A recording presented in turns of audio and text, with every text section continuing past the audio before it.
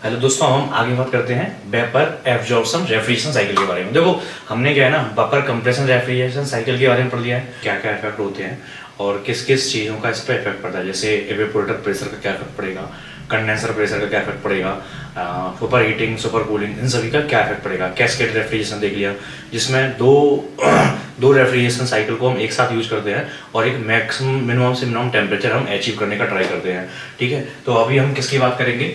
अभी हम बात करेंगे vapour absorption refrigeration cycle. Vapour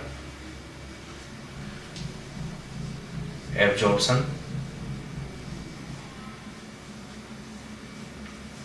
refrigeration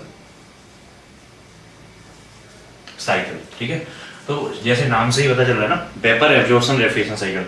हमने इससे पहले क्या पढ़ दिया था, एक बार रिपीट कर लेते हैं।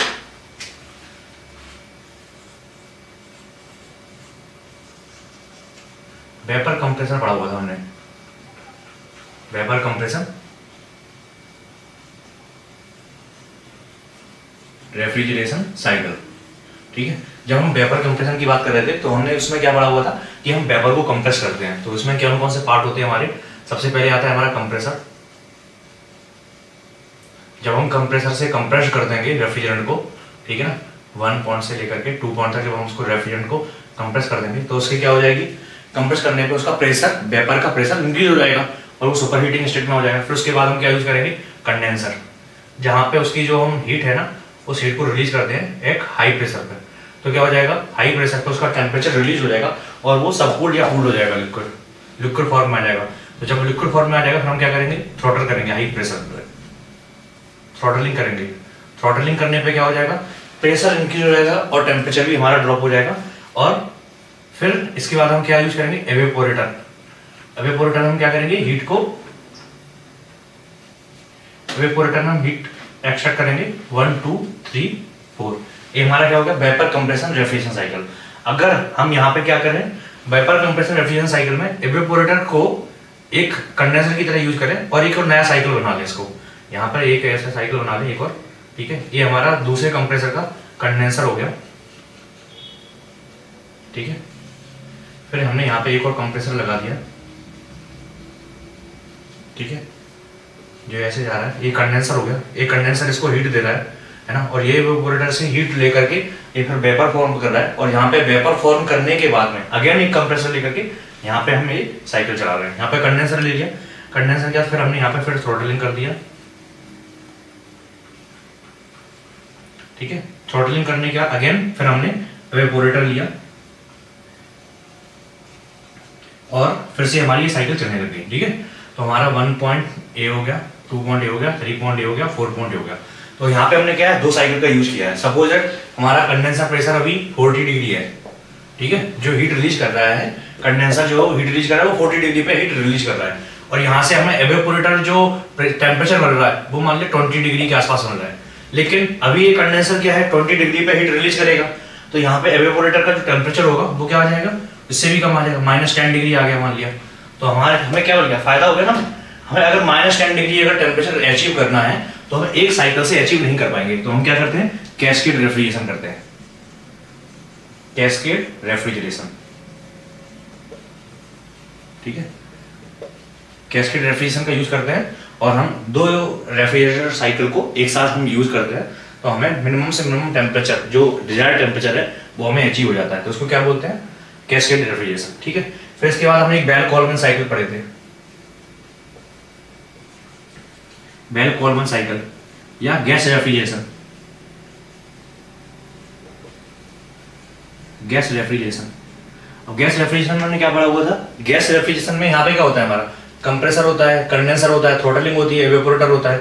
ठीक है, और अगर हम इसका टीएस डायग्राम बनाएंगे वेपर कंप्रेशन का, तो वेपर कंप्रेशन का जो हमारा टीएस डायग्राम रहेगा, टीएस हमारा ड्रॉन टाइप का ऐसा रहेगा। तो इसमें जो हमारी कंप्रेसर प्रोसेस रहेगी वो यहाँ से स्टार्ट होगी, 1 पॉइंट से हमने 2 पॉइंट तक हमने कंप्रेस कर दिया। ठीक है, फिर हमारा जो कंडेंसर प्रोसेस है 2 से 3, वो हमारा कंडेंसिंग प्रोसेस ये हो गया। 2 से 3 हमारा कंडेंसिंग प्रोसेस हो गया, 1 से 2 कंप्रेसर हो गया, 3 से 4 हमारा एवेपोरेटर प्रेशर हो गया, 3 से 4 का थ्रॉटलिंग हो गया, एंड 4 से 1 फिर हमारा क्या हो गया, एवेपोरेशन प्रोसेस हो गया। ये हमारी क्या होती है, टीएच डायग्राम में वेपर कंप्रेशन रेफ्रिजरेशन साइकिल है, ठीक है। अब इनका बोलना है कि अगर हम गैस रेफ्रिजरेशन की बात करेंगे, ठीक है, जैसे एयर का रेफ्रिजरेशन करना है ना, तो हम क्या करेंगे, गैस रेफ्रिजरेशन में हम अगर टीएस डायग्राम ड्रॉ करेंगे, टीएस, अभी क्या हो रहा था, हम मिक्स जोन में आ गए थे, सैचुरेटेड स्टीम, डॉम अगर हम देखें यहाँ पे सैचुरेटेड स्टीम है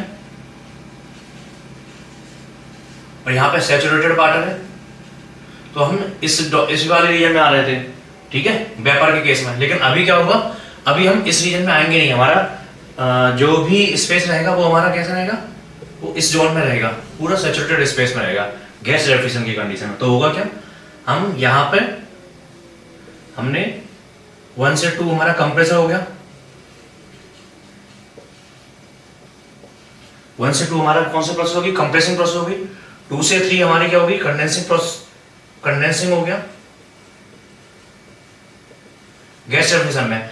और हम 3 से 4 में थ्रॉटलिंग का यूज नहीं कर सकते हैं, ठीक है, थ्रॉटलिंग का यूज नहीं करेंगे क्योंकि थ्रॉटलिंग में क्या होता है, एंथैल्पी सेम रहती है, ठीक है। तो 3 से 4 में क्या हो गया, 3 से 4 में हमारा क्या हो गया, एक्सपांडर का यूज करेंगे हम, एक्सपांडर का यूज करेंगे तो 3 से 4 प्रोसेस हो गया, फिर से हमारा 4 से 1 एवेपोरेशन प्रोसेस हो गया। तो अगर हम दोनों में डिफरेंशिएट करें तो हमारा क्या होगा, यहां पे थ्रॉटलिंग रहती है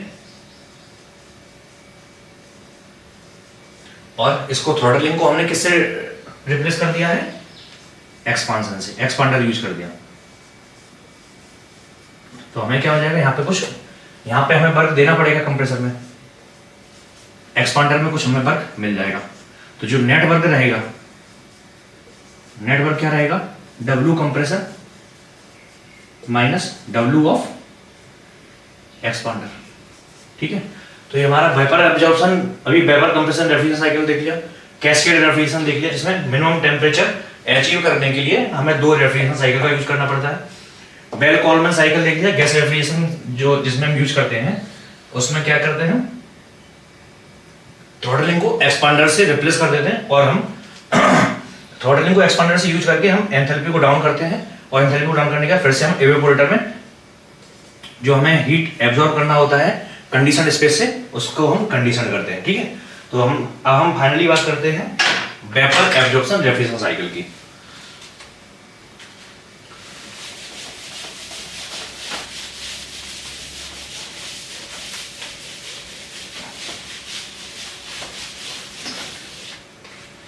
अभी जो वेपर कंप्रेशन देख लिया, वेपर कैस्केडिंग देख लिया और गैस रेफ्रिजरेशन साइकिल देख लिया, अगर हम वेपर कंप्रेशन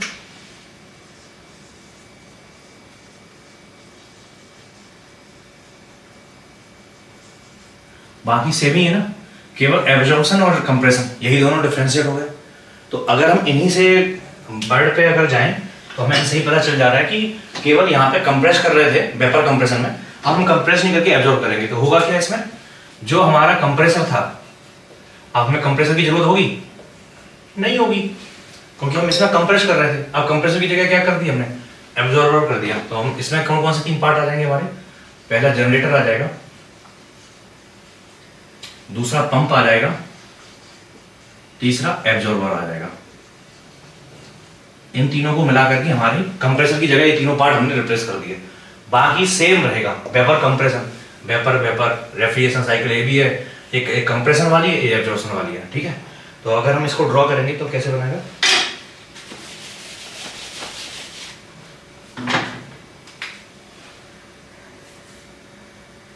यहाँ पे हमारा कंडेंसर रहेगा, जो उसमें प्रोसेस रहती है वही सेम हम अभी बनाएंगे, ठीक है। जो कंप्रेशन में रहता है वही कंडेंसर क्या करते थे हम, थ्रॉटल करते थे। तो यहाँ पर भी थ्रॉटलिंग रहेगा। थ्रॉटलिंग के बाद क्या करते थे, एवेपोरेशन।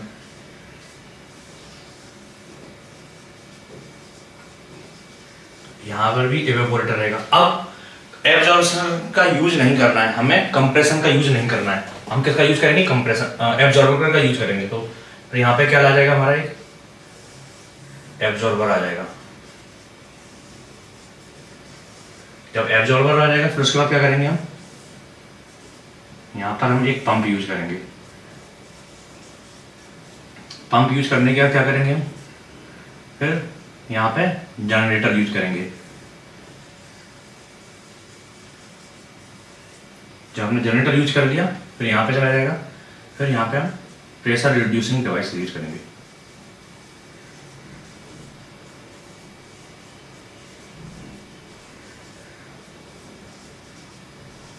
और फिर हम ऐसा इसको यहाँ पे फिसला देंगे। अगर इन तीनों को अगर हम हटा दें तो हमारा, अगर इस पोर्शन को देखें हम, केवल इतना पोर्शन को, तो यही सेम वेपर कंप्रेशन में रहता है, यही सेम वेपर एब्जॉर्प्शन में रहता है, केवल डिफरेंशिएट हमारा यहाँ से हो रहा है। इन तीनों की जगह पर हमने कंप्रेसर लगा दिया तो वेपर कंप्रेशन साइकिल हो गया, और कंप्रेसर की जगह अगर हमने जनरेटर, एब्जॉर्बर और पंप लगा दिया तो हमारा क्या बन गया, वेपर एब्जॉर्प्शन साइकिल। ठीक है, अब ये काम कैसे करता है भाई, ये तो समझ में आ गया। तो उन्होंने ये सब काम कर लिया, ठीक है।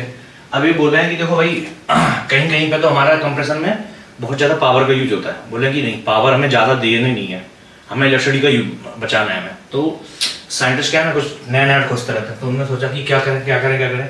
तो उन्होंने बोला कि यार कुछ ऐसा सिस्टम लाओ कि जिसमें हमें कंप्रेसर में क्या कर रहे थे हम, कंप्रेसर में वर्क इसलिए ज़्यादा होता है क्योंकि हम गैस को कंप्रेस कर रहे हैं, अगर हम गैस को कंप्रेस करेंगे P1 से P2 तक तो हमें ज़्यादा वर्क करना पड़ेगा। ठीक है, P1 से P2 तक अगर हम कंप्रेस करेंगे तो ज़्यादा काम करना पड़ेगा। क्यों करना पड़ेगा, क्योंकि P1 के कॉरस्पॉन्डिंग जो वॉल्यूम होगा V1 और P2 के कॉरस्पॉन्डिंग जो वॉल्यूम होगा V2, दोनों में डिफरेंस बहुत ज़्यादा हो जाता है। लेकिन यही हम लिक्विड की बात करें, लिक्विड में क्या होगा, अगर हमें P1 से P2 तक ले जाना है तो इसका वॉल्यूम V1, इसका वॉल्यूम V2, वॉल्यूम में सिग्निफिकेंट चेंज ही नहीं होता है, बहुत कम चेंज होता है, लेस चेंज होता है, बहुत कम। तो हमें वॉल्यूम में कम चेंज करना है और प्रेशर बहुत ज़्यादा इंक्रीज हो जाएगा। तो अब हम इसकी जगह पे, अगर हम गैस की जगह पे लिक्विड करते हैं, कहीं भी लिक्विड को कंप्रेस करें हैं तो क्या होगा, हमारा प्रेशर भी इंक्रीज हो जाएगा और साथ साथ में हमारा वर्क भी कम हो जाएगा। तो इन्होंने बस वही किया है, यहाँ पे जो पंप हम कर रहे हैं वो यहाँ पे लिक्विड ला दिया किसी भी कंडीशन में। बस अब उनका फोकस था कि हमें यहाँ पे लिक्विड लाना है। कंप्रेसर हम यूज करेंगे कब, जब गैस होगा, वेपर होगा। ठीक है, अब बोल रहे हैं कि हमें लिक्विड ला देंगे तो हमारा काम कम हो जाएगा, तो हम पंप का यूज करेंगे। पंप लाने के लिए क्या किया हमने, एब्जॉर्बर लगा दिया।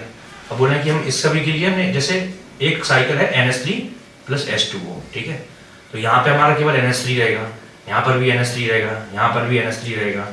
ठीक है, यहाँ पर भी NH3 रहेगा। जब यहाँ पे आएगा एब्जॉर्बर में तो इसके अंदर क्या रहेगा, H2O रहेगा। तो लो प्रेशर पे क्या हो जाएगा, NH3, यहाँ NH3 का वेपर है। ठीक है, NH3 आएगा, NH3 वेपर प्लस H2O, ये दोनों मिक्स होकर क्या बनेगी, NH3 + H2O, दोनों लिक्विड बना लेंगे लो प्रेशर पर। जब लिक्विड बना लिया तो हमने पंप कर दिया तो हायर प्रेशर पे आ गया, प्रेशर हमारा इंक्रीज हो गया और NH3 + H2O, इसका क्या है, लिक्विड ही फॉर्म है ना। दोनों का एक और सॉल्यूशन है जो भी लिक्विड फॉर्म में ही है। फिर हमने यहाँ पे जनरेटर, हमने सोलर का यूज कर लिया और हीट दे दी इसको, तो इसका टेम्परेचर इंक्रीज हो गया। जैसे ही टेम्परेचर इंक्रीज हुआ H2O तो किस में रहेगा, लिक्विड फॉर्म में ही रहेगा। लेकिन NH3 का क्या बन जाएगा, NH3 ने वेपर बना लिया जो सेपरेट हो गया। ठीक है, जब हमने एक का सॉल्यूशन को हीट किया तो पानी रहा, लेकिन NH3 की वेपर सेपरेट हो गई और NH3 की वेपर को फिर हमने कंडेंसर में भेज दिया, जहां हमने इससे हीट रिलीज करके प्रेशर हमारा सेम रहा, फिर हमने थ्रॉटलिंग कर ली इसकी, फिर वेपर में भेज दिया, फिर वही साइकिल फिर हमने यूज कर ली। अब जो H2O बचा था उसको हमने फिर यहाँ से हाई प्रेशर से लो प्रेशर में भेज दिया। बस यही हमारा साइकिल हो गया, ये हमारा वेपर एब्जॉर्प्शन रेफ्रिजरेशन साइकिल है। ठीक है, अगर हम इसको डायग्राम में देखने करके समझें,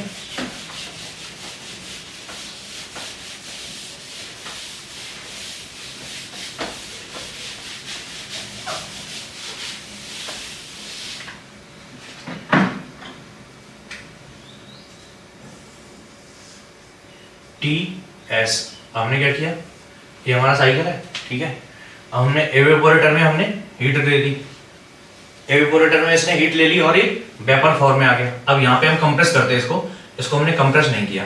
ठीक है, इसको हमने कंप्रेस नहीं किया, क्या किया, इसके साथ पानी मिक्स कर दिया, पानी मिक्स कर दिया और ये यहाँ पे आ गया, ठीक है। फिर ये तो हमारा NH3 इवेपोरेटर वाला पार्ट हो गया, ठीक है। उसी प्रेशर पे हमने क्या किया, अब इवेपोरेटर पे यहाँ पे आ गया, फिर हमने पानी मिक्स कर दिया इसके साथ में, तो वो NH3 plus H2O, NH3 plus H2O का सॉल्यूशन हो गया और वो यहाँ पे कहीं आ गया, ठीक है। यहाँ पे कहीं आ गया, फिर हमने इसको पंप कर दिया। अगर हम इसका ड्रॉ करेंगे डायग्राम तो ऐसा बनता है, ठीक है, और फिर ऐसा ऐसा ऐसा बनता है, ठीक है। तो हमने यहाँ पे इसको पंप कर दिया, हाई प्रेशर पे लेकर P1 से P2 पे लेकर, फिर हमने जनरेटर के अंदर हीट दिया, जनरेटर के अंदर हीट दिया तो एक सॉल्यूशन से ये NH3 प्लस H2O दोनों हीट हुए, और H2O तो लिक्विड में ही था, लेकिन यहाँ पे कहीं कंडीशन आ गया, टेम्परेचर यहाँ पे आ गया, तो अभी इस टेम्परेचर पे क्या हो गया, इस टेम्परेचर पे NH3 वेपर अलग हो गया, सेपरेट हो गया। NH3 वेपर जो है वो सेपरेट हो गया। जब सेपरेट हो गया फिर वो इस कंडीशन में आ गया, यहाँ पे आ गया, हमने इसको पार्ट को पूरा इससे रिप्लेस कर दिया, ठीक है। जब यहाँ पे आ गया फिर हमने कंडेंसर का यूज कर लिया, कंडेंसर का यूज किया, ठीक है। ये हमारा 4 से 1 प्रोसेस हो गया, 1 से 2 प्रोसेस ए नहीं है, ठीक है। 1 से 2 प्रोसेस हमने इसका यूज नहीं किया, 2 हमें यहाँ पे पॉइंट मिला, फिर हमने यहाँ से 2 से 3 किया, 3 से 4 किया थ्रॉटलिंग, ये हमारा सेम प्रोसेस रहा। इतना प्रोसेस जो है ना 1 2 से 3 3 से 4 4 से 1, ये प्रोसेस हमारा सेम है, लेकिन 2 से 1 हमने यहाँ पे इसको यहाँ पे नहीं, इसको किसी भी ऐसे ही कंडीशन से हमने ऐसा इस कंडीशन पे हमने ला दिया इसको, ठीक है। ये तो हमने बना दिया है इसको समझने के लिए, ठीक है। एक्चुअली में एक्वा सॉल्यूशन है, एक्वा सॉल्यूशन है, जिसमें एक्वा सॉल्यूशन का अलग ही ग्राफ बनेगा कुछ समथिंग, है ना, जिसमें क्या होता है, लिक्विड को हम अलग कर देंगे तो प्रेशर राइज हो जाएगा, फिर जब हम हीट करेंगे तो इसमें से H2O जो रहेगा जनरेटर में, H2O लिक्विड में ही रहेगा, लेकिन NH3 जो है वो हमारा सेपरेट हो जाएगा, बस ये हो जाएगा, ठीक है। तो वेपर ऑब्जर्वेशन रेफ्रिजरेशन साइकिल ये होगी हमारी, ठीक है। अब हम COP,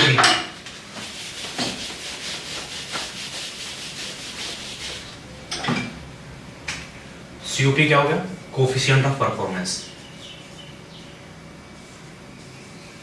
coefficient of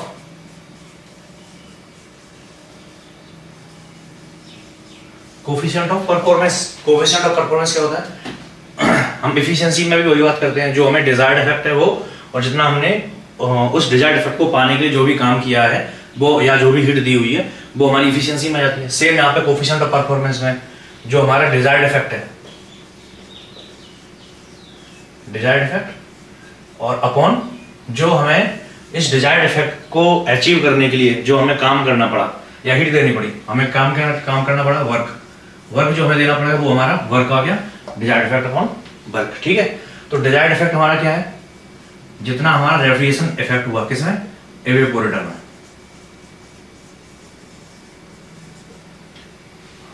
evaporator space में या कंडीशन स्पेस में जिसने हीट एब्जॉर्ब किया है वो हमारा रेफ्रिजरेशन इफेक्ट है, वो इवेपोरेशन इफेक्ट है अपॉन वर्क। अब वेपर एब्जॉर्प्शन साइकिल में क्या हो रहा था, वर्क कौन कौन सा किया, एक तो पंप वर्क किया, दूसरा जनरेटर को हीट दिया, ठीक है। तो पहला पंप वर्क प्लस जनरेटर के अंदर जो हमने हीट दिया वो, तो रेफ्रिजरेशन इफेक्ट रहा। लेकिन अब इनका बोलना है कि कंप्रेसर वर्क में जितना कंप्रेसर वर्क कर रहे थे ना वेपर कंप्रेसर साइकिल में, अब यहाँ पे पंप का जितना भी काम वर्क है ना वो बहुत नेग्लिजिबल है। क्यों है, क्योंकि लिक्विड को पंप करना है, लिक्विड को पंप करने में ज़्यादा वर्क नहीं करना पड़ता है कंपेरेटिवली जनरेटर के। तो refrigeration effect upon QC COP, ये हो गया वेपर एब्जॉर्प्शन साइकिल में COP की अगर हम बात करते हैं तो COP हमारा ये हो गया।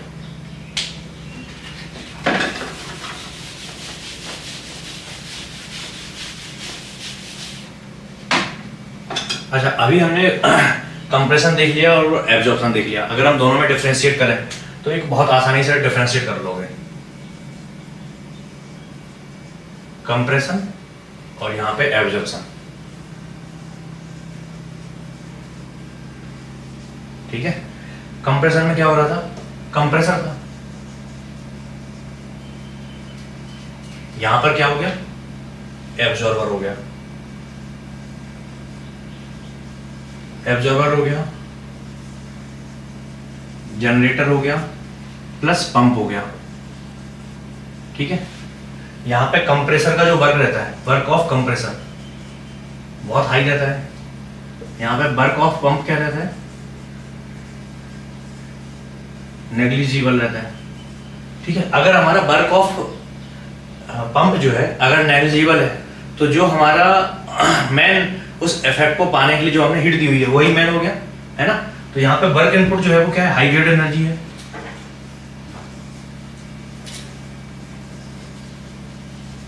और ये हमारी क्या होगी, पंप वर्क को अगर हम नेग्लिजिबल कर देंगे तो हमारा क्यू जनरेशन जितना भी हमने हीट दिया वो हमारी क्या हो जाएगी, मैन हो जाएगी। और जब वो मैन हो गया तो हमारा क्या हो गया, लो ग्रेड एनर्जी है, लो ग्रेड एनर्जी है। ठीक है, कंप्रेसर वर्क क्या रहता है, ज्यादा रहता है। तो जो बड़े बड़े स्पेसेस रहते हैं, लार्ज जहाँ पे बहुत ज्यादा कंप्रेशन करना होता है ना, बहुत ज्यादा रेफ्रिजरेशन इफेक्ट की जरूरत होती है, वहाँ पे हम इसका यूज करेंगे तो इकोनॉमिकल नहीं होगा। वहाँ पे वेपर एब्जॉर्प्शन साइकिल ही हमारी एक फेवरेबल चॉइस है, क्योंकि इसमें लो ग्रेड एनर्जी का यूज करना है। और इसमें क्या चाहिए, हीट चाहिए।